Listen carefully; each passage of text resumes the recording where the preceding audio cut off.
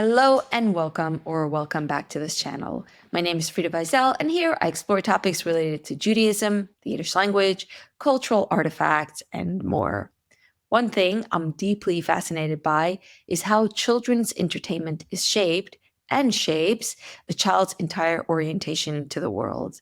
I grew up with some really interesting Yiddish children's books. Some of them I have reviewed here on this channel, like the book A Hilfan Kind, which is a series where all the Jews from the beginning of creation are depicted as looking Hasidic. Or I've also looked at the contemporary Hasidic Yiddish book called Why Only Girls, published Nor Meidlich, which reflects envy in the Hasidic community from boys to girls for having it better with regards to less rigorous studies, which is an interesting contradiction to what a lot of people's expectations would be in children's books. Children's stories deeply fascinate me, especially how they create a cultural time capsule. But the scope of Yiddish language children's books is far larger, wider, and more interesting than what Hasidim have produced since the Holocaust. And today, we're going to explore some of that. My guest today is Miriam Udel, who is an associate professor at Emory University, where her teaching focuses on Yiddish language, literature, and culture. She's done extensive work translating a wide variety of children's Yiddish literature into English, with stories reflecting secular to religious motifs. Her books include Honey on the Page, which I have on the shelf behind me, and Modern Jewish World-Making through Yiddish children's literature, which was recently released. You can find links to her books in the video description.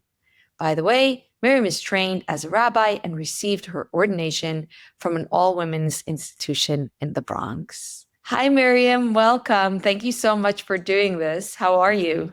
Rita, I admire your show so much. It's a real thrill to be on with you. Really? I appreciate that. I feel like we share a natural interest in similar lines. So I hear what you're saying. I appreciate what you do as well. So I have a quick question that might be a little difficult. What's your favorite children's book? This is like when someone would ask you, who's your favorite child? Really? I have one child. It's not such a hard question for me. Okay, well, You have three. I have many stories that I've translated and poems. And I would say that just like with your child, you might look back on a certain phase or skill that was difficult for them to develop. Like if you had one that had a hard time sleeping or eating or toilet training, you look back on that thing and you see them doing that skill capably and you feel like this special blush of warmth toward them around that thing. So I look back on the translation challenges that came with different stories and poems.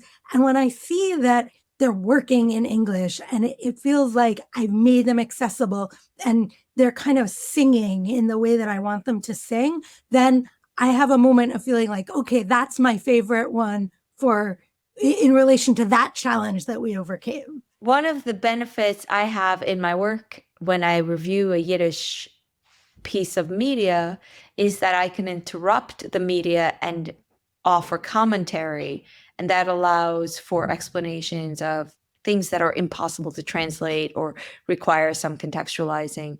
What you do is you make these pieces of media accessible without interrupting them, which makes the translation challenge really serious. That's right. I mean, within like academic critical translation studies, which is something that I've dipped into a little bit to know for myself and to teach about, there's a long-standing kind of tension between what are called domesticating tendencies and foreignizing tendencies, meaning do you take the foreign text and bring it further into the reader's world and the reader's language, or do you leave clues in the text that there's something foreign here? We're not going to bring it all the way into English. So when we think about a text that references the ritual of making Kiddush, sanctifying the Sabbath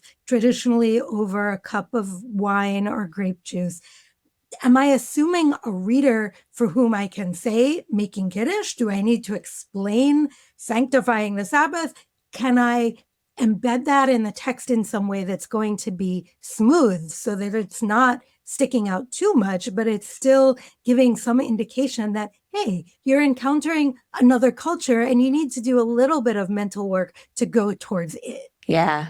I think it's especially interesting when it comes to things that are no longer okay to be said. And this I come upon in my own work because in some ways in the Hasidic community, they'll reference things that are no longer acceptable in terms of what's seen as hurtful, what's seen as insensitive or racist or so on. And that dilemma of when you translate, let's say, a Yiddish article to English, to which degree do you explain what seems to be insensitive, what seems to be what would perhaps outrage and turn off the reader without a little bit of hand-holding and finessing? Yeah, that's a great question. So now I will talk about one of my favorites, and I think we're going to get into this more deeply. But there's a collection of stories that were published in 1935, really in the depths of the Great Depression, called Labzik, Tales of a Clever Pup, by someone who used the pen name Chaver Paver, which means bosom buddy. His actual name was Gershon Einbinder. And Einbinder was a communist. And one of the principles, the kind of committed principles of a lot of the communist authors, particularly in the United States, was a stance of active anti-racism, what we would call today anti-racism. And so he tried to teach his young readers about racism and why it was bad and how not to be like that. And in the course of doing that, there are a couple of moments in the text where he's trying to actually dismantle racism, but he reinforces stereotypes that really kind of rub us the wrong way today. So figuring out how to just deal with the language of what he calls a negero, a young Black boy, right? It's uncomfortably close to an English language epithet that we would never say. And so there is a little bit of delicacy in rendering the text in a way that feels true to his language world, his time, his intentions with what he wanted to do with the text, that's also not going to really alienate contemporary readers. So what did you do? How did you translate that? So I ended up calling that chapter Labzik and the Black Boy, with the word Black capitalized, according to the sort of best practices that have developed up to this point. I see. Interesting. I have so many thoughts about that because I just read a Yiddish language story about the Holocaust. And in many ways, it fascinated me. It was a story with a lot of the story arcs I'm used to about being in the Holocaust and risking your life to observe religious commandments. In this case, it was in order to have a sukkah. This man made a sukkah out of the bunk beds in the concentration camp in the Lager. And one of the moments that were striking to me was he tells the story of being liberated and seeing a Black person for the first time. And the way it's described doesn't pay any attention to how you would talk about that today. But it seems to me totally neutral. In fact, it seems like a joyous moment in the story. This man is being liberated by American troops, and some of the American troops are Black. And he's very taken by that, and that's his memory, that he's seeing a Black person for the first time. And he comments that later I came to America and I realized that people look like that. And I thought about doing something with that in my own work. And it's different from Labzik, which I want to get to in a minute, but it's different from Labzik because Labzik is so progressive. There is such a progressive undertone to all of the story. This has none of that, but it has like an innocent racism, or, I can definitely see people finding it offensive. So like for me, the question was, how would you translate something like that? So that is where, those kinds of complexities are where, as a translator, I really do want to use a note sometimes. Like sometimes I can make everything smooth and embed all the translation I need to into the text, but sometimes I can't. And there's no substitute for just having that little asterisk and telling the reader, hey, there's something complicated going on here. I think about a really beloved Yiddish novel about a child, not specifically written for children, but Sholem Aleichem's novel that he was working on at the time that he died, Motel Pesi the Mchazen's, Motel Pesi the cantor's son is the name of the novel. And it's a story of immigration told from the perspective of a boy who's 8 at the beginning of the story and 9 by the time it ends. And the family moves from Europe to New York, and they encounter Blacks on the subway, and Sholem Aleichem kind of plays it for laughs. Like, look at these exotic people. And it's a real cringe moment because that's an author that I care about in a text that I care deeply about and for the most part cherish. But that moment just stands out. And I feel like if I were going to try to translate that, I'm not, because it's already been beautifully translated by Hillel Halkin. I would need to tell the reader there's something disturbing going on here. I really feel like when we go from one culture to another, we have to try our best to get into the frame of mind of the culture we're going into. And that requires not cutting out anything that's uncomfortable, but also not just shocking ourselves with it. And I appreciate what you're saying about the note. What I really like about Lobzik, which is a Yiddish story about a dog, is, first of all, I love dogs. And it made me miss my late dog, who I loved very dearly. But also, it does give you a little bit of a feel for totally different Yiddish culture. And you almost feel a heady time. I like that. I like when media reflects an intense moment in history. So Lobzik is not just a lovely children's story, but it's a lovely children's story that has been turned into a media piece. It's a video. We're going to watch a little bit of it. I love what was done by, I guess, the theater team at Emory. And I should mention specifically the director and the puppeteer, Yankel Krakowski, with whom I collaborated. And he did the lion's share of what you're about to see. Great. Okay. I'm glad you mentioned it. Is really, really wonderful to see a children's story brought to, like, given a new life with theatric representation. When was this written originally, and when did you create the translated movie version? Yeah, so these are 4 stories in the movie that are drawn from a collection of 12 linked stories published in 1935. I started working on the translation. Well, a couple of the chapters made it into Honey on the Page, my 2020 anthology, but then I worked on the other 10 stories as a translation fellow at the Yiddish Book Center in 2019. And this film that you're about to see a clip from was a pandemic project, because we were thinking about things that could be done theatrically without a theater, without a cast present. And I don't know if you want to watch first or you want to hear a little bit first about the circumstances under which it was created and how we went about it. But it's a really incredible story of people just getting so creative with what they had available to them. Well, I'm really excited to include in a video in an interview about children's stories, the telling of stories, which is such an important tradition that binds us humans. And so I was really happy that we were able to get permission to show a clip from it. So we're going to do the hard luck pup story 1 out of 4. Das Krisis Hinterle. or the hard luck pup.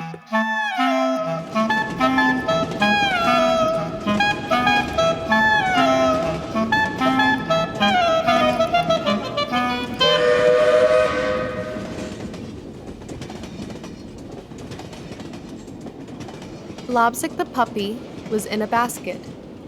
The woman from Brownsville had laid him there, so he couldn't see where they were going. She had climbed up to the elevated at Sutter Avenue Station, tossed her nickel into the turnstile, and run up to the tracks, where the train was waiting to carry them lickety-split to the Bronx. In Leipzig, sei nicht böse auf mir, wo sich dir so, es ist zu lieb dem Krisis. But Lobsick wasn't mad. He was delighted to be in a basket. Und man nicht Leipzig, als ich hab dich fand. Ich hab dich lieb. Nur es ist nicht zu dir was zu geben zum Essen. Und der Fahrtage haben mir euch weggeschickt, unsere kleine Tochter Anne zu der Tante kann Boston.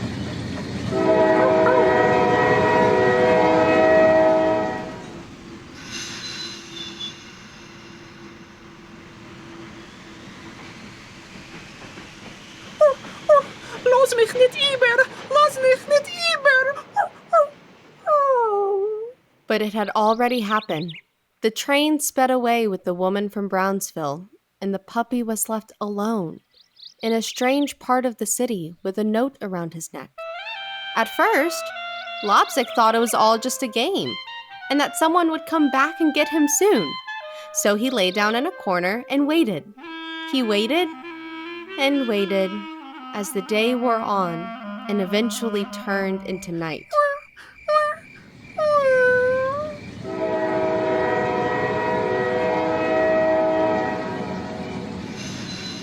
Trains full of workers kept rushing into the station. The doors opened, and the passengers ran out quickly and bounded down the stairs. No one even glanced at Lobsick.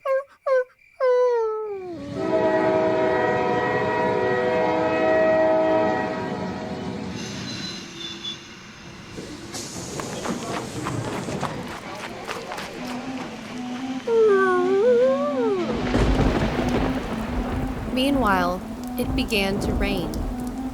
It got cold. Trains rushed in, people got out, but absolutely no one noticed the puppy with the note around his neck. Lobsick thought things looked very bad for him, that he might even die, and he began to feel very sorry for himself and to whimper like a small child.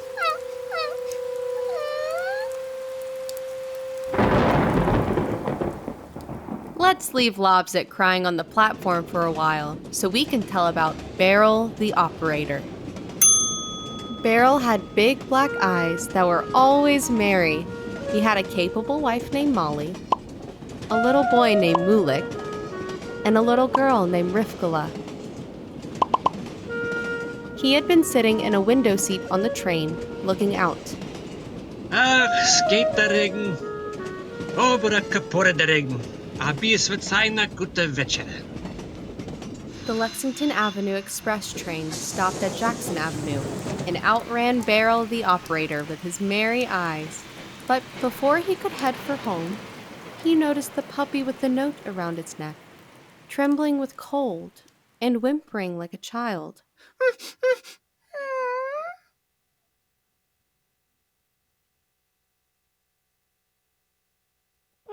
Es ist eine Krise. Mein Mann arbeitet nicht und wir haben nicht das was zu geben essen. Gute Menschen, die haben noch Arbeit, nehmt es allein. Das heißt, Leipzig. Soll ich das nehmen daheim oder soll ich das nicht nehmen? Man wird doch das Darfen geben essen und ich arbeite so winzig. Aber eine kaputte die winzig arbeit. Ich will das nehmen daheim. Beryl wrapped him up in the newsprint pages of the Morgan Freiheit, and Lobsick didn't object. He knew that he had found a real mensch.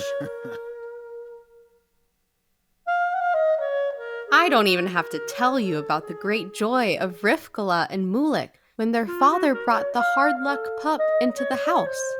They gave him more milk, bathed him, toweled him off, and put him to bed in a cradle.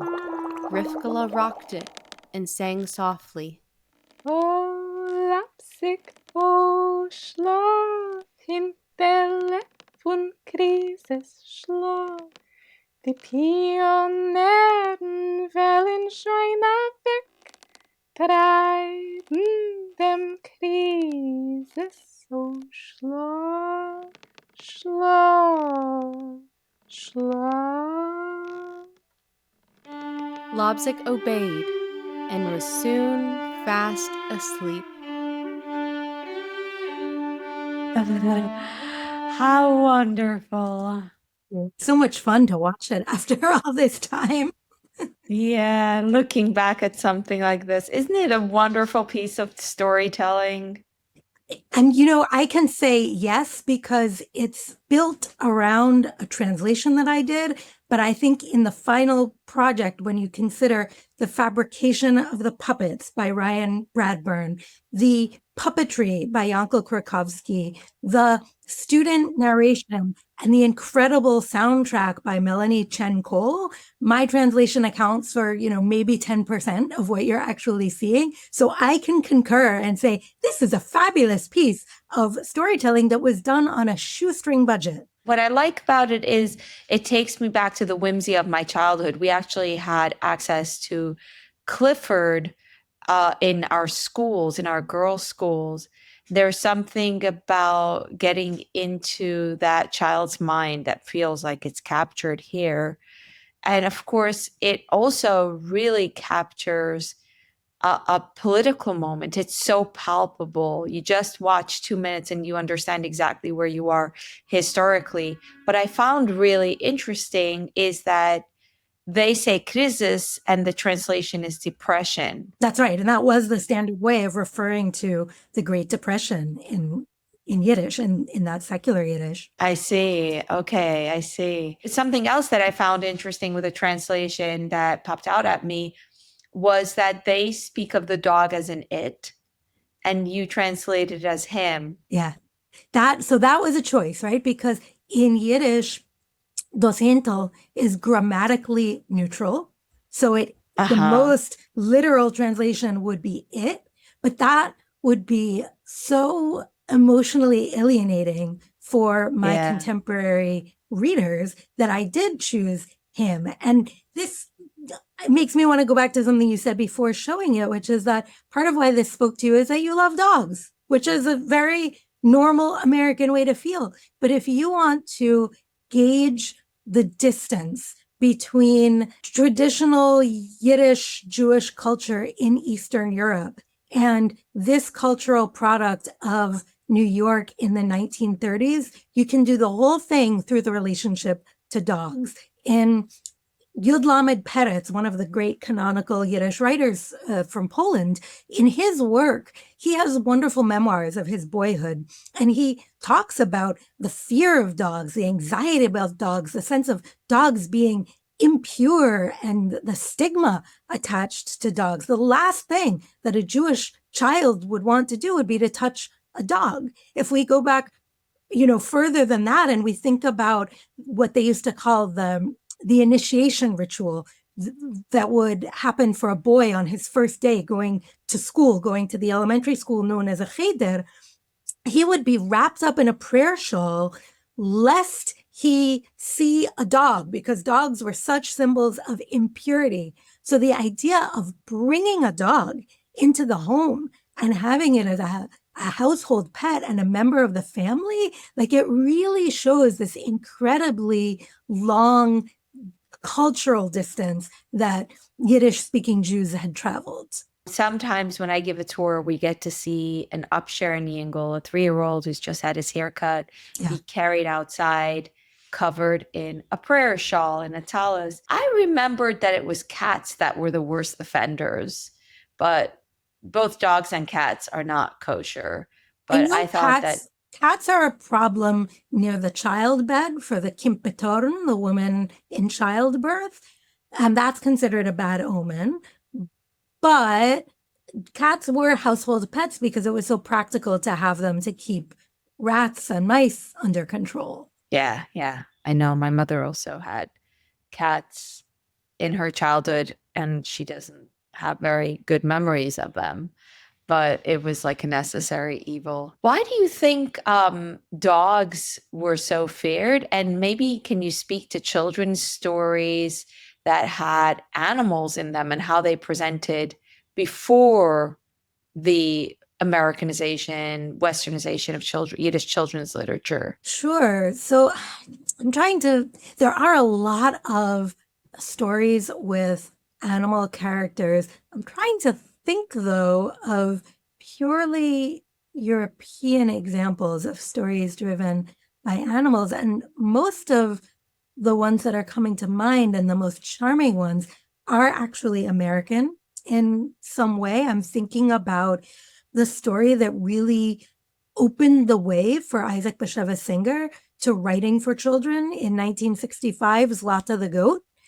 That's where he kind of cracked the code of how to write about the old world for American children. He was writing in Yiddish, but a lot of his Yiddish children's stories were never even published in Yiddish. They were immediately translated into English. It was almost like, a straight-to-video film release. And that's a story about a little boy whose family, his father is a furrier. He makes, fur coats and warm things out of fur. And business is very slow, and they're not going to be able to afford Hanukkah unless they find another revenue stream. And they make the painful decision to sell Zlata the goat, one of their goats, and they send the boy to market with the goat. But on the way, there's a blizzard, and they lose the path, and they have to just stay and hold themselves up. And so the boy ends up finding shelter in a haystack and surviving in this kind of snowy igloo in the haystack. And it's perfect because the hay is food for Zlata, and the goat makes milk, which is food for the boy. So they just snuggle for a couple of days. I think it might even be 3 days until the blizzard is past and he can dig his way out. And then they go back home, and there's no talk of selling Zlata at that point because he saved the boy's life. And eventually, they find a way to make Hanukkah, and Zlata lives happily ever after, at least for a while. So that's one of the animal stories. And then I'm thinking about a really delightful one by Moshe Shifris about the chickens who wanted to learn Yiddish. This is set in a poultry farming community in southern New Jersey, which if you know Vineland, New Jersey, like this really is a way that Jews got into agriculture and succeeded where other attempts had not succeeded.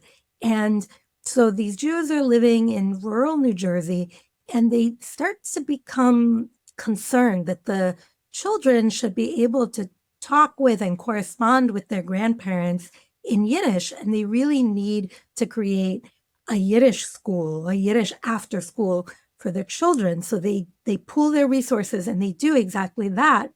But that means that the two children who live on this particular chicken farm aren't available to play with the chickens anymore after school. And so the chickens have a meeting, and they say, we need to find out where the kids are going. We're going to send someone to follow them and report back. And so the chicken delegate comes back and says, they're going to this Yiddish school. And the chickens say, do we not belong to a Jewish farmer? Are we not Jewish chickens? Don't we deserve to learn Yiddish? And of course, Yiddish is literally Jewish, right? So the word Yiddish means Jewish. So if we belong to a Jewish farmer, then we deserve to learn Jewish. In other words, the Yiddish language. And so they send one of the chickens to hide in the little boy at Fulka's pocket and learn all the lessons and bring these Yiddish lessons back to the chickens. And that's how there comes to be a little tiny chicken in Fulka's pocket.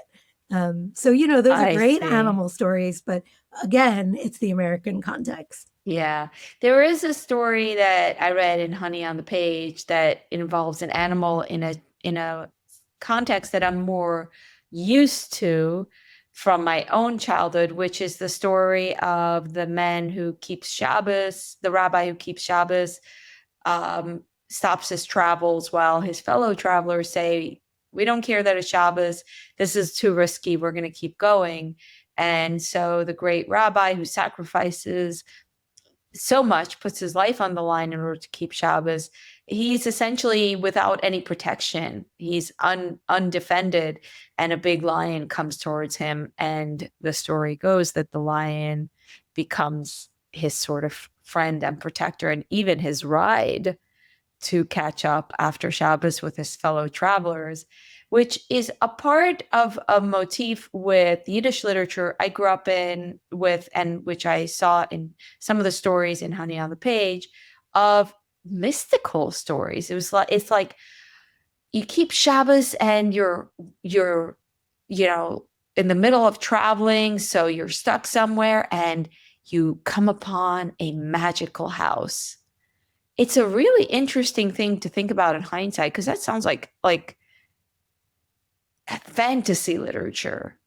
It doesn't, it's like, I never thought that I grew up with fantasy literature. So there's this micro genre of Shabbos tales where, exactly as you're describing, Frida, someone makes the game time decision, okay, I'm going to observe Shabbos even though I find myself in incredibly vulnerable circumstances, and then they are rewarded with something magical and, supernatural that happens. And the interesting thing to me, and the thing that I devote a chapter to in the new book, is, okay, those stories make a lot of sense in the Hasidic world, but they're being propagated. There are new ones being written, or new retellings of old folk stories by authors who regarded themselves as secular. That was their own self-description. Weltlich would have been their terminology, who were writing these stories for children in secular Yiddish schools. There was zero expectation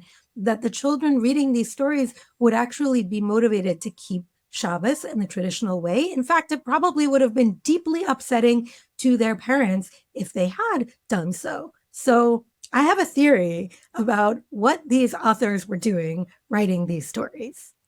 Go on. All right, I'll tell you. So there's a convergence point between this traditional imagery of Shabbos observance and the workers' movement, whether it takes the form of Bundist socialism or labor Zionist socialism. And that convergence point is the idea that we have an indigenous Jewish technology of rest as resistance. If I claim that 1/7 of my time belongs to God, then that means that 1/7 of my time does not belong to my capitalist boss, right? So it's like this meeting point between the very old traditional thing and the very new progressive thing that comes about with this microgenre of the Sabbath tale. Yeah, I did see it in the book, and it made me think also a little bit of how sometimes religious people will speak of their traditions like, oh, Shabbos is so great, we are forced to rest. And it's an interesting updating that I often have a hard time believing. Like, I'm almost a little cynical. Like, this updating of a very religious mindset to the contemporary zeitgeist makes me feel like perhaps it is desecrating the sacredness of the religious things, because now you're really using Shabbos to advance your socialist cause or whatever your religious cause, but it's also misrepresenting where it really comes from religiously by saying, oh, look at this magical story that happened to the rabbi because he rested on the Sabbath, and therefore we should all refuse to work in unsavory conditions for inhumane hours. Like, it sounds to me like there is a disingenuous borrowing from one to a new agenda. I hear that.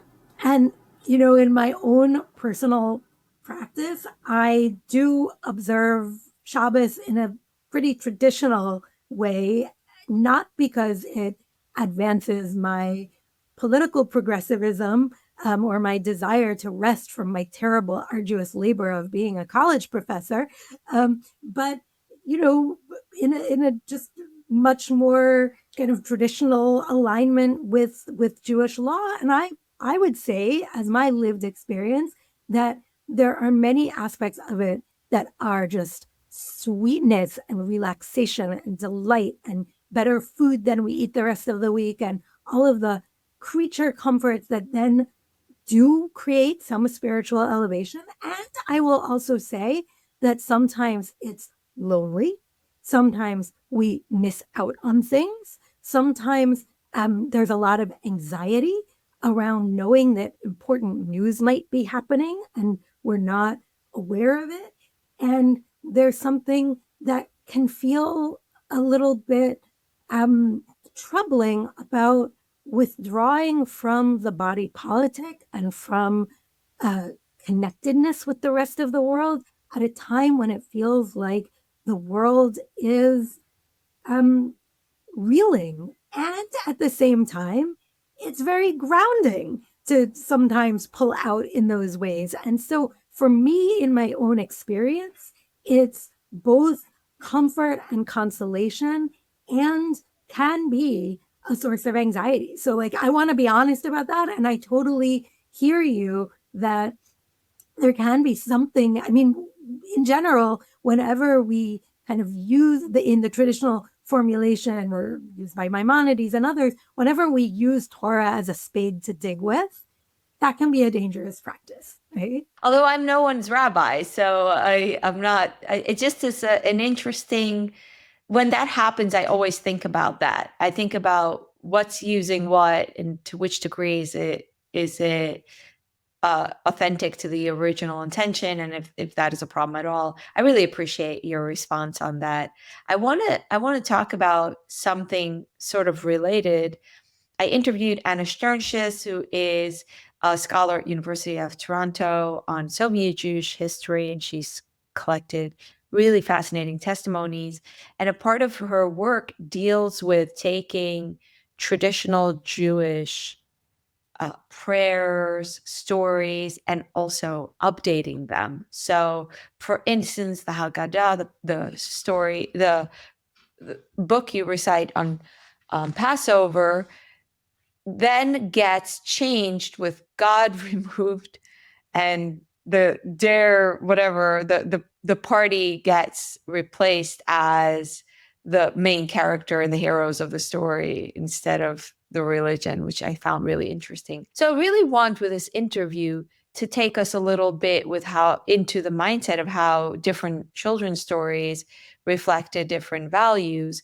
And what Anna Sternschus showed with Soviet Jewish updating is one example. I'm wondering if you can give me other examples or speak more on this of where old Yiddish literature reflected a specific kind of value of the time.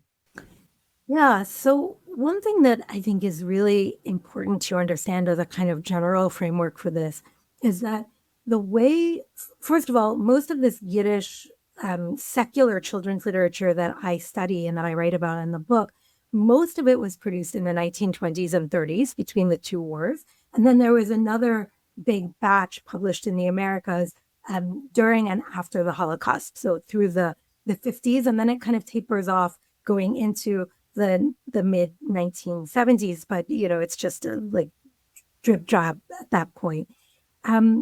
So most of this literature is written, published, and distributed along ideological, political lines, and the institutions and the fraternal organizations and the school systems, the school networks that were aligned with socialists, communists, Zionists, and just plain Yiddishists. Those are the four major flavors.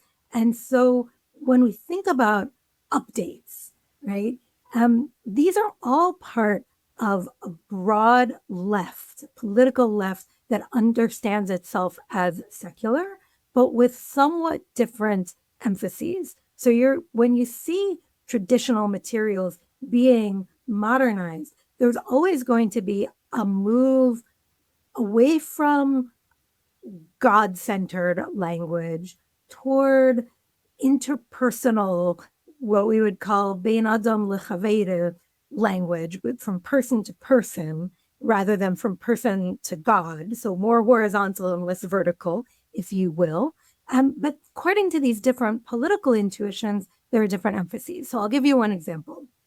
There is a figure named Levin Kipnis, who is remembered as the grandfather of the Hebrew lullaby and of a lot of Hebrew children's literature. He wrote hundreds of stories and poems for children in Hebrew. He was a Zionist. He wanted to build up Hebrew and a kind of new Israeli childhood by writing for children. But he also published a collection of holiday stories in Yiddish during his lifetime, and two more collections of Yiddish holiday stories after his death that were published in the 1990s. And one of the stories from Unter den Teitelbäumen, his collection published in 1950, I think it was 50, maybe 51 in New York, was a story for Passover that's actually based on a midrash, on a traditional rabbinic interpretation of the Torah that appears in the Babylonian Talmud in the tractate called Sota.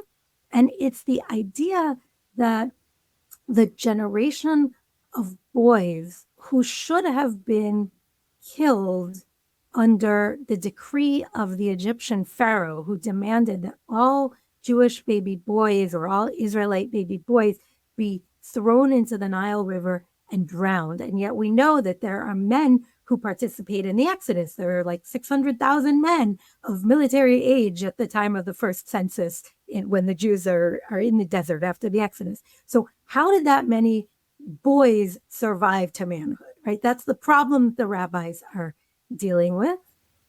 And the other kind of textual problem that they're getting into is the line of the Song at the Sea that says, this is my God and I will exult in my God. I will exult in him. How do they know this is my God?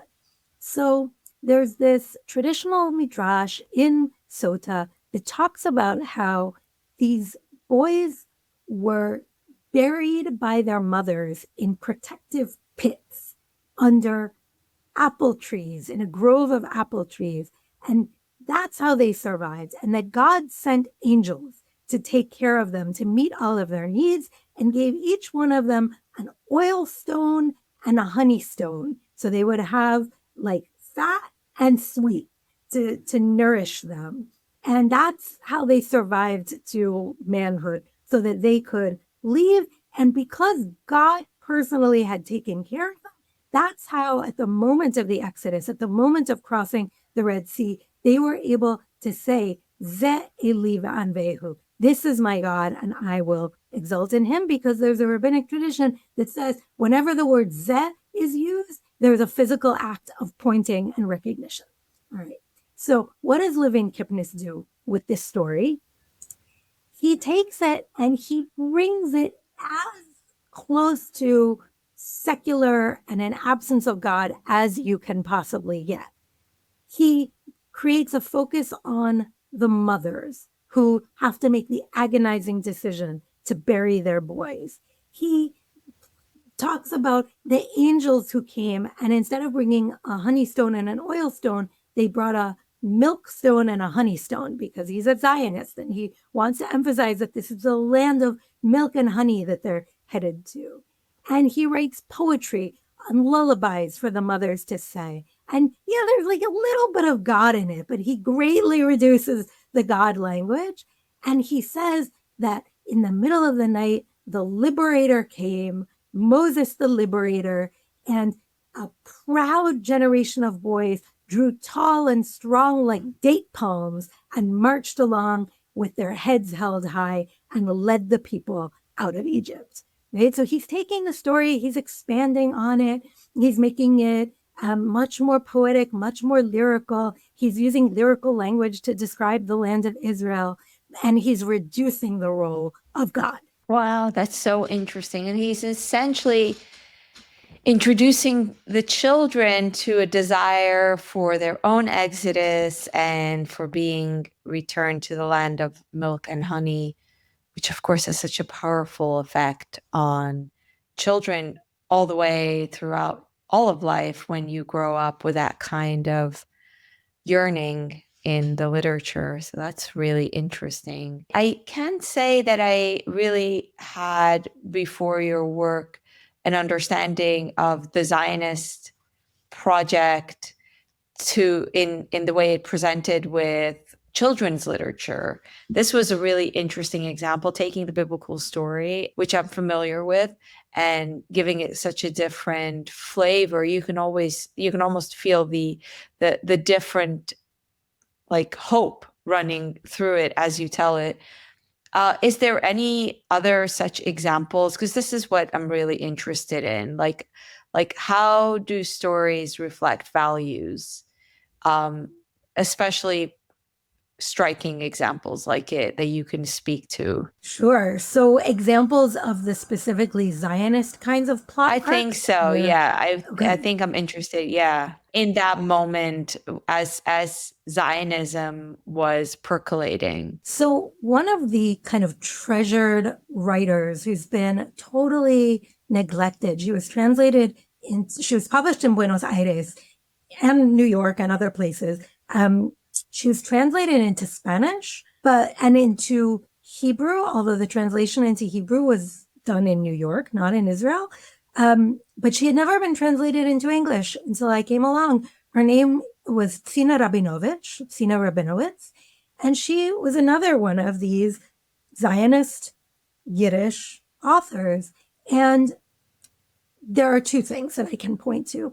One is that she wrote a novella, like a pretty substantial work of what we would now call YA, young adult fiction. It was probably for like upper elementary or middle school aged kids. And this novella is called The Story of a Stick, a Maisa Mitashtekala, and it follows 4 generations of a single family, starting in Frankfurt, Germany in 1859, and going through the immediate aftermath of the Holocaust. And it's about the family's relationship with a stick of olive wood that comes from the Holy Land that has a biblical verse carved into it. And the verse says, "When you come into the land, you shall plant." Now, some of your readers who are really like up on their Hebrew Bible will know that that's not the whole verse. The whole verse talks about how when you come into the land and you plant trees, you shall wait 3 years before harvesting and consuming the fruit of the trees. But the rabbis strategically cut it off to be a directive that when you come into the land, you shall plant, that there is a commandment to come into the land and make it fruitful, right? To cultivate when you come into the land. And so that verse is carved into this olive wood stick, and through completely natural, meaning not supernatural, but rationalist means, the olive wood stick ends up saving the life of someone in each of the 4 generations. Okay. So in wartime, I don't want to give the whole thing away and it would take too long to go into it, but trust me or don't trust me, go read the story in Honey on the Page, Story of a Stick. In every one of these 4 generations, until after the war, there's a child who's been orphaned and he's lost his parents, and all he has left to remember them by is this stick. And he has made it out of Europe on a kinder transport, and he's in a children's village, which is being run as a kibbutz in pre-state Israel, so, mandatory Palestine.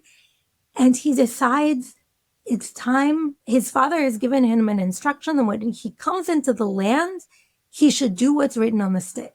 and he decides it's time to repatriate this stick in its native soil. And so on Tu B'Shvat, which is reimagined as a Zionist holiday, when everyone else is planting an ordinary seedling, he replants this stick into the ground. And it's kind of his like big Zionist apotheosis moment that the real produce of the kibbutz is the children, and he's repatriating his family's stick. So that's one thing that Sina Rabinovich does. The other is that she writes this incredible cycle of holiday stories, which are set in all kinds of exotic places that you wouldn't expect to find Yiddish stories set in. Morocco, Buenos Aires, well, that one's not so odd, but Trinidad, among Jewish communities in all of these places.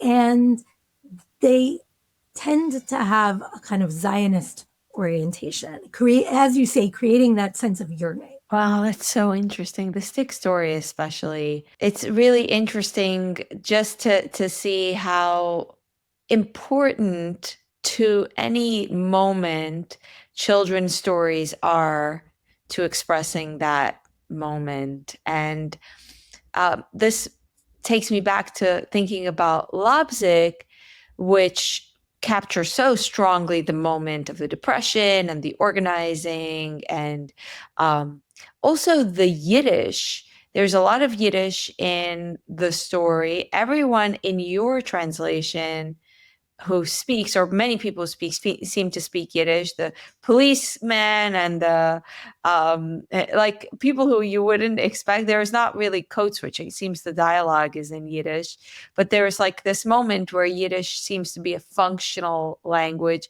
Maybe talk more about the Leipzig moment as we wrap up our storytelling. Sure. So I just want to be clear that one of the, I think, brilliant artistic choices that Yankel Krakowski made with the film was to make it bilingual by having the characters speak all of the actual dialogue in Yiddish, making it accessible with the subtitles, and doing all of the narrative voiceovers in English using my translation. So we had undergraduate students doing the narrator parts, and we had professional Yiddish actors that we were able to lure into the project because nobody had anything going on during COVID, who were voicing the Yiddish. So yeah, that was, our good fortune.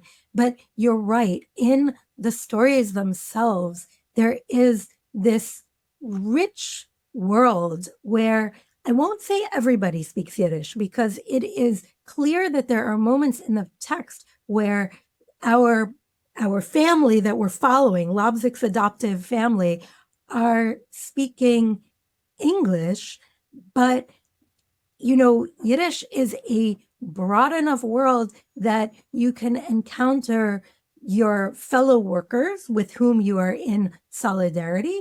And you can also encounter opponents, like the son of the pharmacist who is who's bougie, who's a member of the rising bourgeoisie. And you can tell because the pharmacist's son is a member of the Boy Scouts, which is something that the Pioneren, the pioneers, the leftist pioneers, would sneer at being a member of the Boy Scouts. So, they have their conflict that they come to. And I'll tell you that the episode that is at once the funniest and the saddest in the whole book is when Leipzig falls in puppy love with Tootsie, the lapdog, who lives in one of the big fancy houses across the park. And her owner is absolutely horrified that her precious Tootsie is running around with a little street mutt. And it's the saddest because it's the one story that just ends Leipzig's hopes and dreams, and there's no future hope allowed. But of course, it's completely charming because it's puppy love. Why is there no future hope allowed? What do you mean by that? Because Tootsie has run away and come over for a play date at Leipzig's in the family's apartment. And the owner comes banging on the door. She's heard from people where her Tutsi went, and she comes to retrieve her, and she storms out, and Tutsi is never heard from again. Oh, I see. Yeah. So what's the moral of the sad story? Yeah, the moral of that one, I guess, is just that,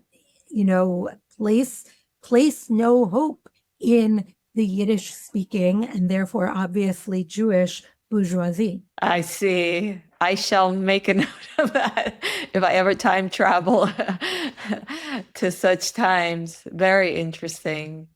It's wonderful. I could talk to you about stories all day, but I want to, as we wrap up and near the end of the hour, I want to talk to you about your title, total jump away to something else. When I was writing the introduction, I didn't know if I should call you rabbi or not. If you go by rabbi, it was a little confusing. In an article about you in the forward, is it Jordan Korczak? Korczak, yeah. Yeah, who wrote it. It seemed he referred to you as a rabbi, and I wasn't sure. And I didn't even know that in Orthodox Judaism. I mean, I did know that there is some ordination in Orthodox Judaism, but I didn't know that you could have the title rabbi. So last year, Yeshivat Maharat, which is the institution that you referred to in the introduction, it's located in the Bronx, so in the heart of Leipzig land, which is very satisfying to me. Maybe not the heart, maybe the edge. Riverdale is not where Leipzig goes. It was in Riverdale. I got it. But, in the right borough. So Yeshivat Maharat ordained its 100th graduate last June. And so, we're a small but mighty and growing band of women who have studied a very traditional Orthodox curriculum consisting of Shabbos, that's laws of the Sabbath, Nida, laws of family purity, and kashrus, laws of keeping a kosher kitchen.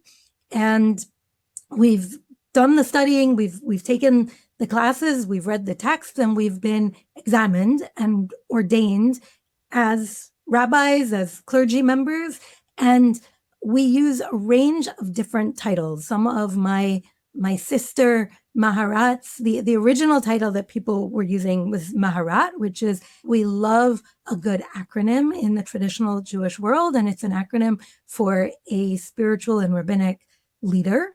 But in more recent years, many graduates have used Rabbah, a feminine form of rabbi. Many use rabbi, which is kind of simple and straightforward and has the advantage of people know exactly what that is.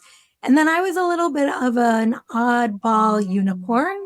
I use the title Darshanit, which means interpreter, an interpreter of texts, because I really wanted to signal that I think that my contribution to the Jewish world has less to do with adjudicating questions of Jewish law, although I'm happy to help people navigate legal and particularly kind of emotional and pastoral questions when they arise and when they intersect with questions of law in complicated ways, but that my primary contribution that I hope to make has to do with the interpretation of Jewish texts across a really wide spectrum, from traditional Torah texts, Midrash, to these secular Yiddish texts, and reaching new understandings of how they interact with traditional Jewish text culture and forms of practice and consciousness,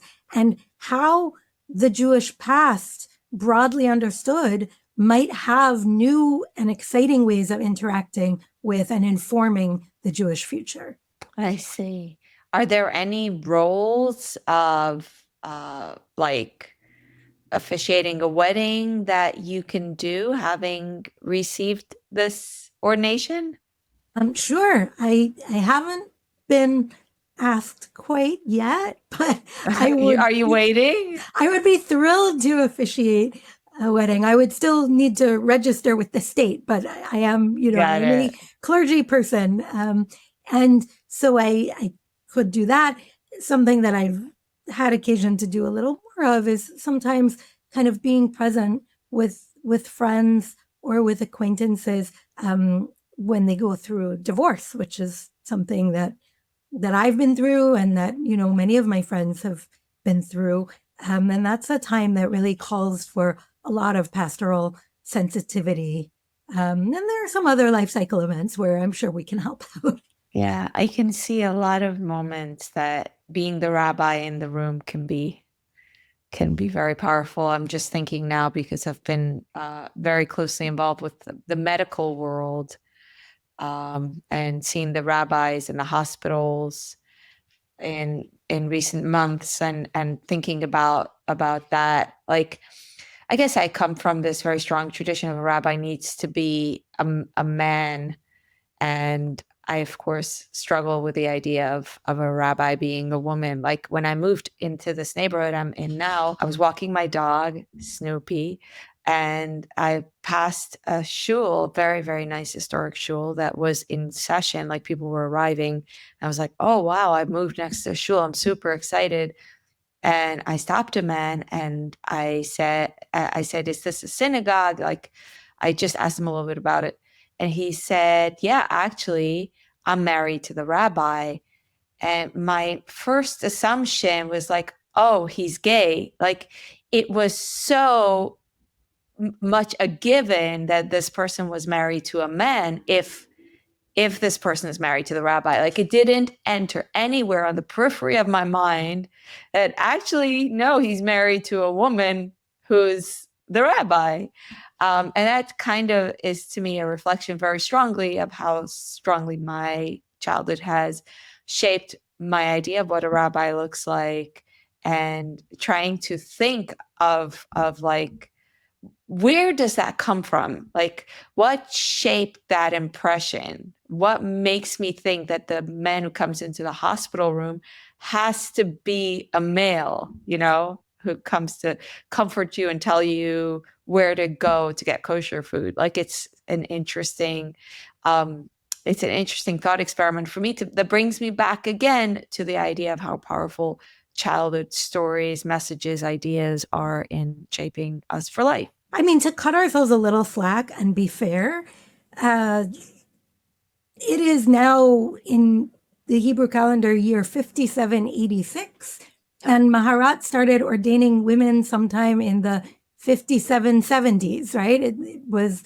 in 2013 that they graduated their first class of 3 women. So this is a very new idea, and it's going to take some time, but there is that sort of discourse in the broader culture about if you can see it, you can be it. And so girls who are growing up now in shuls where there are women on the pulpit, or who have occasion to be in a hospital and encounter female chaplains, or who go to schools where there are female teachers with smicha who are part of the educational leadership of the school, for them, that will be normal, and it is going to give rise to a different reality for the next generation, which is so much of the spirit of this children's literature that I study. It's about, not just how can we represent what already is, but how can we represent what we aspire to and dream of. Yeah, and I'm sure many people who will watch this will say, we don't dream of this at all. We don't want women to take roles that are not for women and so on. And that is also a debate that's really interesting, of course, ongoing in Orthodox circles in a way that it isn't anymore in conservative circles, where it's essentially settled women can be rabbis, which makes it also really interesting for you, I'm sure, because you're sitting in that tension where I'm guessing your decision to call yourself darshanit is influenced by the Orthodox orientation that it's more complicated for a woman to be with the title. Like, am I putting words in your mouth? Or do you think if you were a man, you would be more? I do have a consciousness of that, right? And of opportunities that it has cost me to pursue the formal ordination. But at the same time, in my own mind, it's more about paying tribute and homage to a figure named Rivka Bas Meir Tiktiner, the Meinekes Rivka, who is the first woman that we know of to have published a book written in Yiddish. It was published in Prague in 1609, and she's described in the introduction to this book that was written after her death by someone else as Harabanit v'Hadarshanit, Rivka Bas Meir. And it's really kind of with that in mind, and wanting to honor her and the book she wrote and the fact of her authorship. That's kind of how I arrived at it. Wonderful. See, I'm glad we stuck around long enough to come back. All the little pieces of your passions coming together of stories and titles and your work. Is there any final words you want to say before we wrap up? I just feel like you invited me to show up as my whole self and to show all these different dimensions of this literature that I'm so passionate about, and ways that it can enrich the Jewish world. So I just really want to thank you, Frida. I'm so grateful for you sharing and also for you being patient with like everything that's been going on in my life. I haven't done an interview in like 2 months, I think, with the exception of Izzy Posen, which I did do last minute. But I really have, like, everything's been on hold. I'm super glad that we made this happen and that we're back. And I got to, as part of prep, I got to get into your world of work, which is so lovely. And I love the title, Honey on the Page, which is, of course, reference to, in Judaism, the tradition of putting honey on the page when a child starts to learn, to sweeten learning, because learning should be sweet and lovely. And that's what it's been. So thank you, Miriam. I am going to link to your books and your website and your Instagram. You're also an Instagram star in your own right. Sometimes you've made some funny videos, the one where you're boxing and then you're unboxing. You're having fun. One claim to fame on Instagram. One claim to... I was like, that sounds fun. Okay. So thank you so much for sharing everything. And I also want to thank my channel subscribers, viewers, members who help so much, and also the podcast listeners. Thank you all so much. And bye-bye. Or how do we say in Yiddish? Seid gesund. Seid gesund. Es ist gewesen a machaya und a fargenigen. I had a great time. Baruch Hashem. Great. Excellent. Thank you, Miriam.